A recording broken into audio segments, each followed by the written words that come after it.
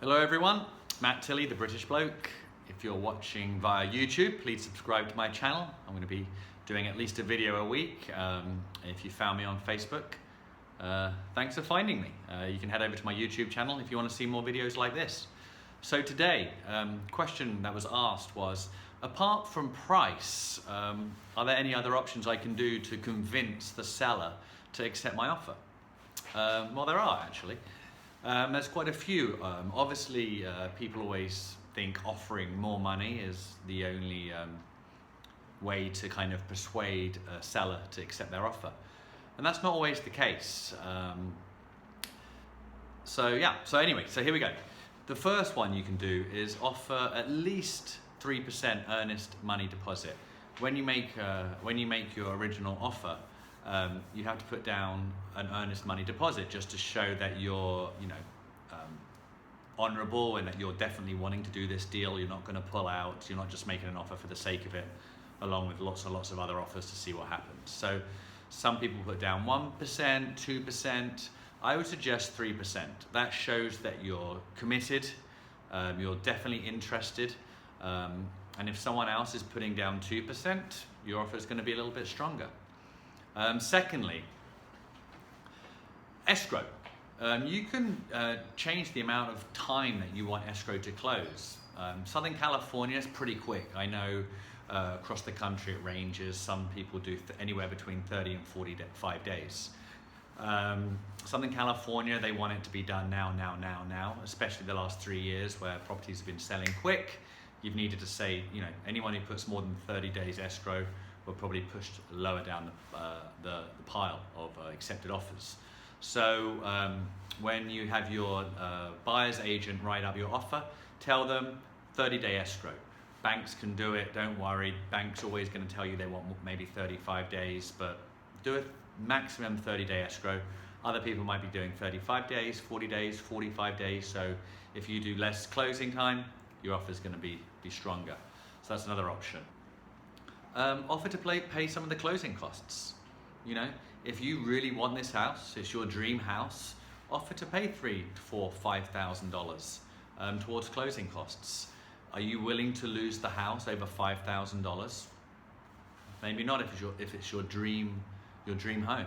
So say, hey, look, we're willing to go in with you with the closing costs. Let's work as a team. Let's do this deal together, and that will definitely put you up the pecking order in getting your offer approved.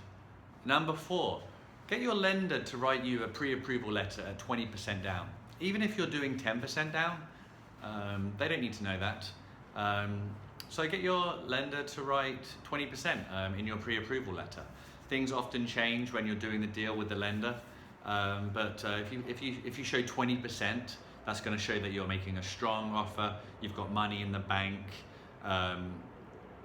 And it will help when when I'm looking at offers. If it's a 20% down mortgage, instinctively you think that buyer is more qualified. So do 20% down. Even if you think you might do 10 or 15, have your lender pre-approve you for 20%. It looks strong.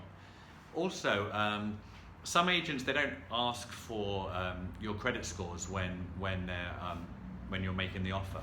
But if you've got really strong credit, 740 or above, send that in with your offer. Get your agent to send in your credit scores with the offer, because that makes a difference.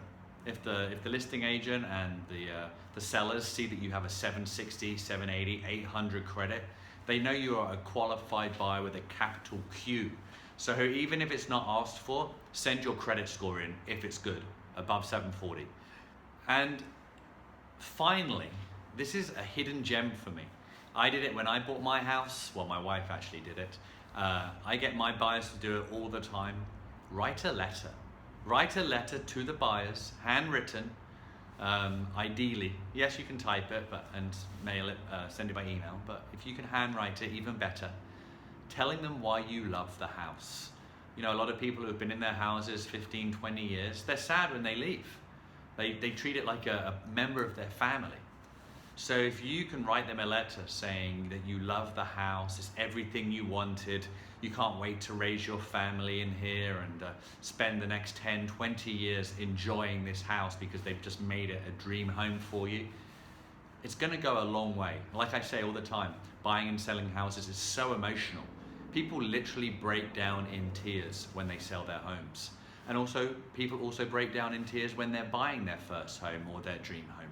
It's really, really an emotional time. So pull on the heartstrings, write a great letter, send it in with your offer. It goes a long way.